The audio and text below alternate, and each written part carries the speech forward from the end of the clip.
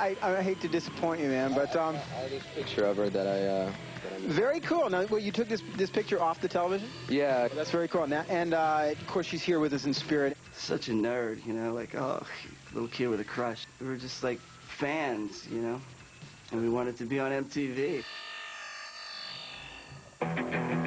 We did interviews on cable access, whatever we could do to promote ourselves. I am very, very pleased to welcome Marilyn Manson and the Spooky Kids. Guys, thanks a lot for being on the show tonight. Do you feel like you're writing music that kids are relating to? It seems that the young kids are really, really relating to what I'm saying. I don't know why. I really don't want to analyze it, but I appreciate the fact that people understand where I'm coming from. His dream was always to go national, was always to be signed, to leave Florida. Marilyn Manson's struggle to get signed is almost a textbook case of what a local band will go through to get signed. We talked to everyone from independent labels all the way up to Epic, Interscope, American Recording, Maverick, RCA. Almost every record label you could think of would come to see us play, and everybody hated us. Nobody wanted to sign us. People were scared that it might have been too hard to promote him. Everybody would be like, oh, well, he's too satanic, he's too into drugs. A lot of record labels got distracted by the theatrics. We auditioned for Sony, and we went up to New York for a private showcase.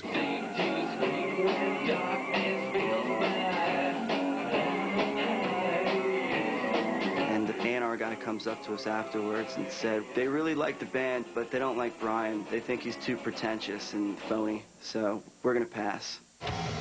When the deal didn't go through with Sony, it was around the same time that Trent Reznor was starting his own record label. I got a phone call from Manson, and he told me Interscope is going to give Trent his own label called Nothing Records, and Trent wants us to be the first signee on the label. Trent decided to sign Brian because he knew he could break that band and make it succeed. We were very happy to be signed, but I could just start to smell politics happening. When we started to deal with the big boys and the labels, they felt that the name was too long.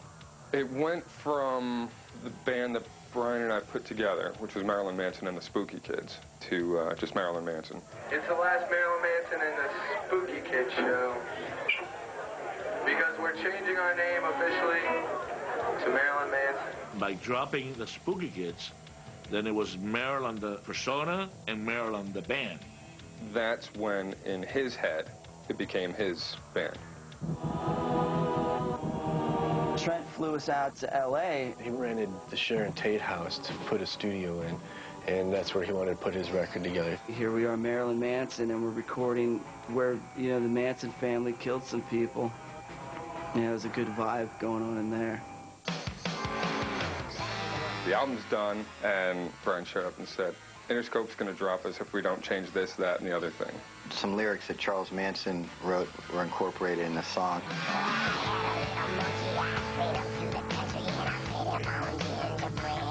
They didn't want my monkeying on the album because of the ties to Charles Manson. I could never really see, like, what the problem was.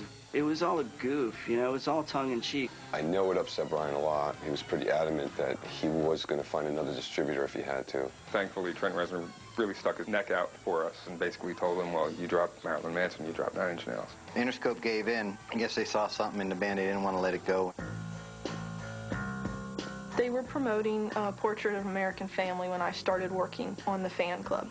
He was going on the road, so he asked me, would you take care of this for me? You know, we're getting some fan letters. I figured just a couple hundred a month, but it turned out to be a couple of hundred letters every other day. Brian took the fan club seriously because he knew that that was going to be his army. It seemed like it became kind of like a cult thing. He loved it. His reaction to it was great. It's working. I have these people that, you know, want a part of me. I was 5 when I first met him. He was rehearsing right next to my dad's studio. He asked me to be in the Lunchbox video.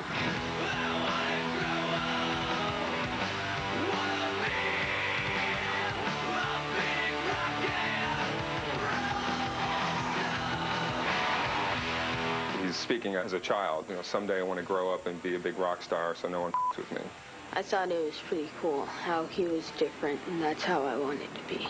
He brings something to the misfit kids, and he makes it okay for them to show their own look on life.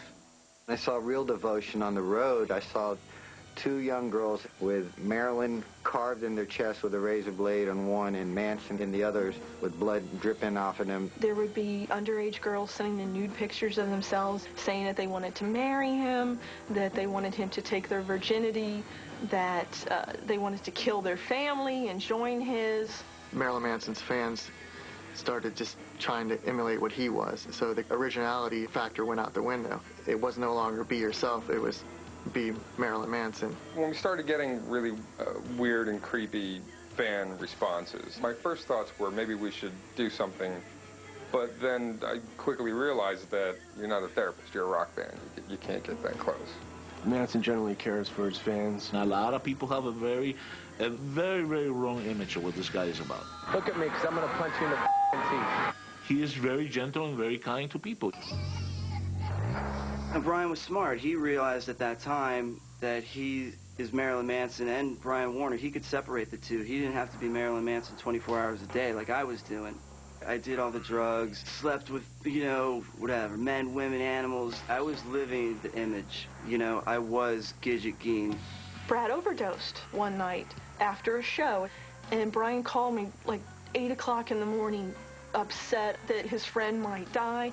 Brian talks me into going to rehab. He's on the verge of tears. I'm feeling really bad, you know, that I let this guy down. I get a FedEx 2 days later. It's a letter from the lawyers, the managers. Basically, I got fired on Christmas Eve in rehab. You either pull your way or you'll be left behind. And unfortunately, didn't live up to Manson's expectations. When Brian had to finally kick Brad out of the band, it was very difficult for him because he really did care about him a lot. You know, I still love the guy, and it hurts to know that I did that when they, like, depended on me. When they went out on tour with 9 Inch Nails, that was huge.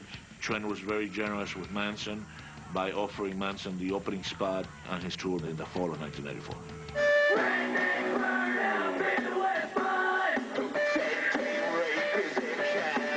Every show got bigger and bigger and better, and he got more fans. Even the fans that hated him loved him. Salt Lake City is a great town. Beautiful Mormons out there. I'm in the hotel room and I get a call from management saying they don't want you to play tonight. They feel the band's offensive. The Mormon community doesn't want it. So they did everything to piss off whoever was not letting them play. The cap to it all was